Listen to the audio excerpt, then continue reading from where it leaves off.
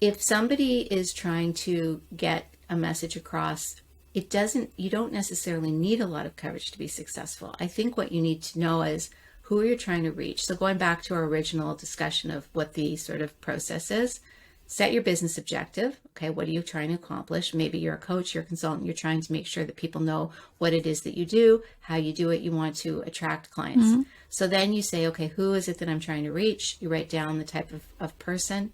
Then you say, where do those people get their information? And you make a short list of where they might go for information.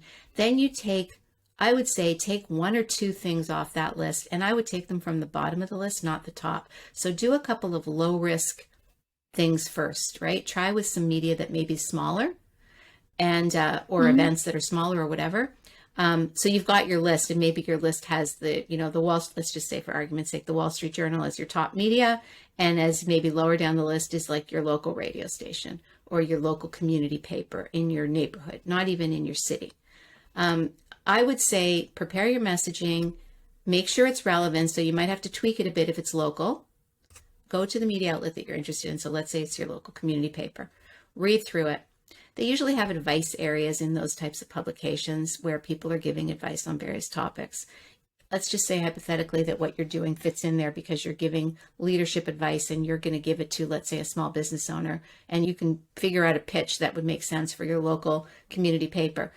Look at who the journalist is that writes those types of articles in the community paper. Read a few of that journalist's articles, not just one. Get familiar with the tone and the coverage. Then if you want, you can email them a pitch and say, hey, I'm so-and-so. Tell them who you are. Tell them your credentials very briefly. And I have an idea. I've been reading your articles. Make reference to something they've written. Ideally, give them a compliment meaningfully. And then tell them what your pitch is. And this whole email should be no more than 4 to 5 lines.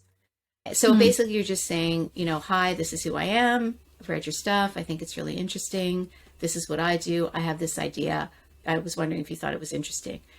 Like I said, low risk, local community paper. Maybe you pitch your radio station, and then ideally they'll respond and maybe they'll say, thank you, not our type of thing, but thanks very much. But that doesn't mean you can't pitch them again in 2 weeks. Learn from that. Or they may say, hey, you know what? That's a really interesting idea. I'm not sure it's exactly right for us. Could we maybe chat about it? And then you can get on the phone with them.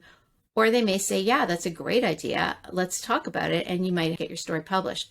But I would do that with a couple of what I call low risk publications to start with, and then work your way up to the top of the list. And same process though, even if you're pitching the Wall Street Journal, and I do this all the time.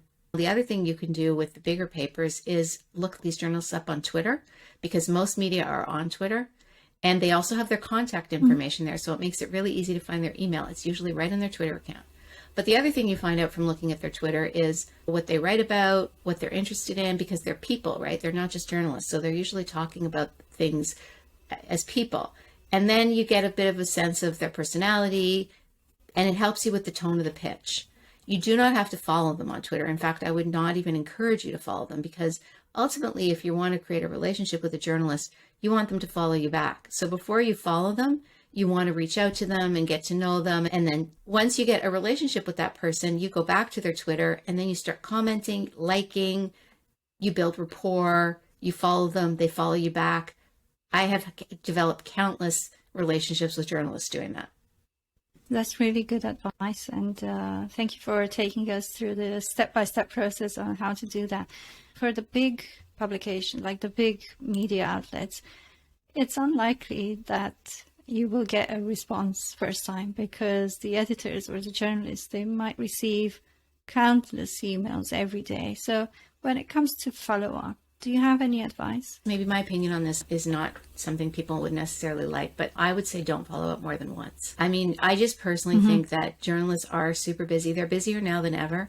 They work on deadline. So I think that the way you solve that problem is a little bit different than just following up. I think what you should also familiarize yourself with is the process the media goes through in a day. So if you're talking about a large publication, most of them have story meetings first thing in the morning. So a journalist is probably going to have a story meeting. I mean, not every single journalist has them at the same time, but let's just for argument's sake say they happen between 9 and 10 o'clock. They're having their story meetings, meaning they're going to their pitch meetings with their editors, and they're going to be assigned their stories for the day. Once they're assigned a story, they're basically not going to follow up with you because they're busy writing their story. And once they start writing their story, you do not want to call them. You do not want to bother them because they will not pick up. And if they do pick up, they're going to be probably not happy to be pitched at like 11 in the morning or 2 in the afternoon when they're on deadline. So the best thing to do probably would be 2 things. 1, if you're just working with somebody that you don't know at all, pitch them in the afternoon, like pitch them at around 4 o'clock or 3 o'clock, because they're probably going to be either close to their deadline or past their deadline, but yet not going home. So send them your story idea at 3:30, 4 o'clock in the afternoon if you're talking about a daily newspaper, which is on a daily short lead. And then maybe they'll see it, or maybe they'll see it the next morning when they get there at like 9, and they'll consider it. And maybe they'll reach out to you and respond. And if they don't, you can write to them later on that afternoon, try one time, maybe give it a day, 24 hours, don't write the next day, depending on whether your story is time sensitive. Give it one try and then forget about it and try another one. They'll see your name in the email and they'll think, oh, wait, did that person pitch me last week? Have I seen this? Eventually they'll open your emails if you persist, but don't pitch them too often either. Like maybe pitch them once every week or 2 and give it a rest. And I wouldn't follow up more than once. The other thing you can do is if it is a columnist, they generally will file their column on a specific day of the week. Like the marketing column will run every Thursday or, whatever it is. Leadership column in the small business area will run every Monday. I don't know. But take note of that or look it up and figure it out. And then if you know what day the column runs, pitch the day before the column runs, because that is typically the day where they filed and their story's running and the cycle is going to start again the next week. And they're going to spend the whole week developing that story. Take your cue from the journalist. And if you do call them one time and they're on deadline, don't make that mistake again.